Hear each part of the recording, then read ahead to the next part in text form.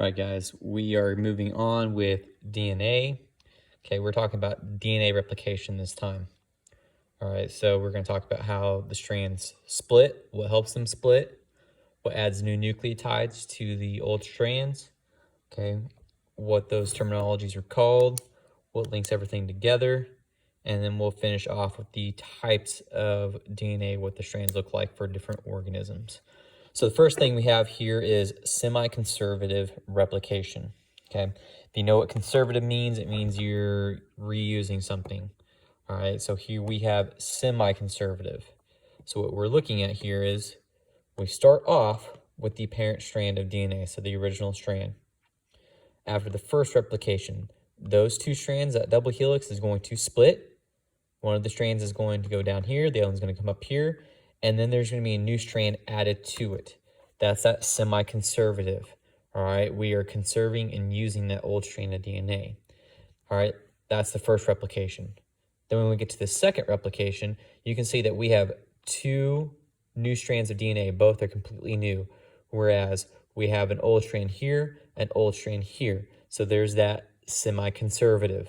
We're going to keep using that old strand as the template, and that's what our cells are doing.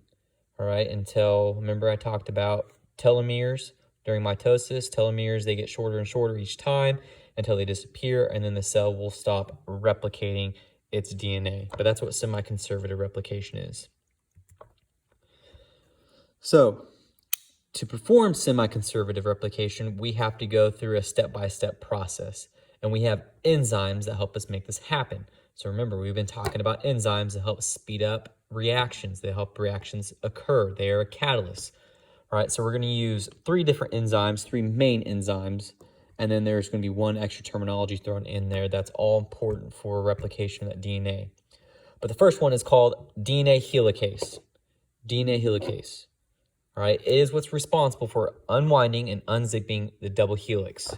Okay, so remember, your DNA is like a twisted ladder. It's like a ladder that you just twist and twist and twist. That's what a double helix would look like. Well, helicase is going to come in and it's going to untwist it till it looks like a ladder. Because if you untwist it, then it's going to be easier to unzip it, just like you're unzipping a jacket. All right, and so DNA helicase, it's going to unzip it. Remember, it's a hydrogen bond in between those nucleotides. It's going to unzip those hydrogen bonds because they're weak bonds. All right, and then RNA primase. This one's not an important one to remember. It's just something to think about. But an RNA primase adds an RNA primer on each DNA strand, and that's where replication is going to start. This is like the starting line. So it leads to the first question. What enzyme unwinds and unzips DNA? Question number one, what enzyme unwinds and unzips DNA? Then we have DNA polymerase.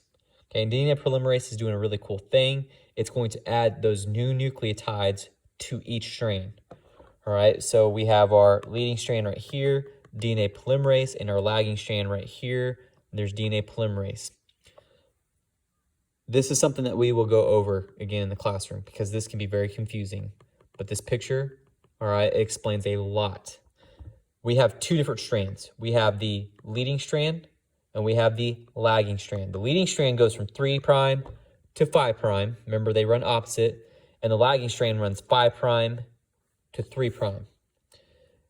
DNA replication, it wants to go this direction. Okay, it's going to go to the right every single time. However, we only add new nucleotides from the 3 to 5 direction. Okay, so it only goes from 3 to 5. However, 3 to 5 is going this way on this one. So what's going to occur is this one's going to do it in segments. All right, the lagging strand does it in segments, and we'll discuss what those are called. So the leading strand, it's just going to continuously add new nucleotides. All right, so DNA polymerase, it's going to add new nucleotides to the old strand. All right, so it's helping make that new strand of DNA. It's going to do this continuously on the leading strand. That's important. Okay, it does it continuously on the leading strand. All right, and that's the second question. What enzyme adds new nucleotides to DNA? All right, what enzyme adds new nucleotides to DNA? So remember, there's a leading strand and a lagging strand. Okay, DNA polymerase adds new nucleotides continuously to the lagging or to the leading strand, sorry, and it does it in fragments on the lagging strand. It adds it in segments.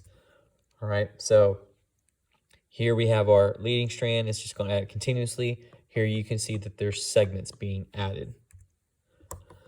All right, so one strand is called the leading strand, as I just discussed. All right, it's going to add new nucleotides continuously. However, there's a lagging strand. Okay, so a lagging strand is going the opposite way, just like you would on a road. Traffic's driving the opposite way you are.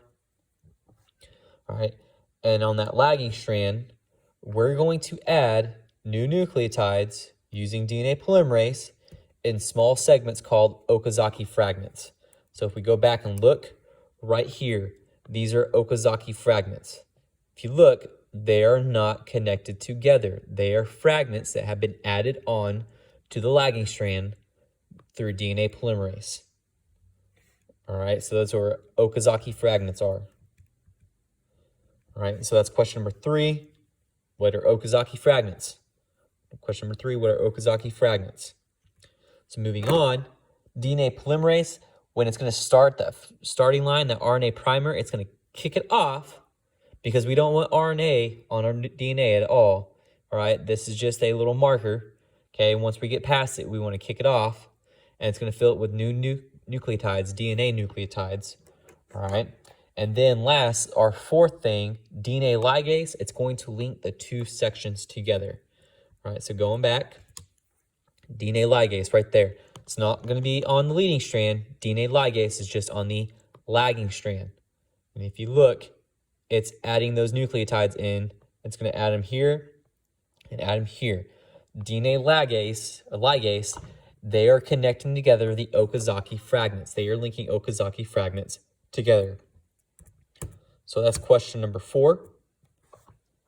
What enzyme links Okazaki fragments together?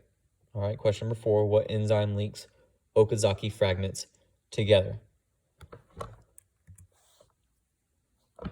So, our DNA, okay, it is like a long strand, all right? It's a long strand, just like this, okay? So it's like a rope. Eventually, you're going to get to an end. But our DNA, it will unwind and unzip and replicate at multiple areas.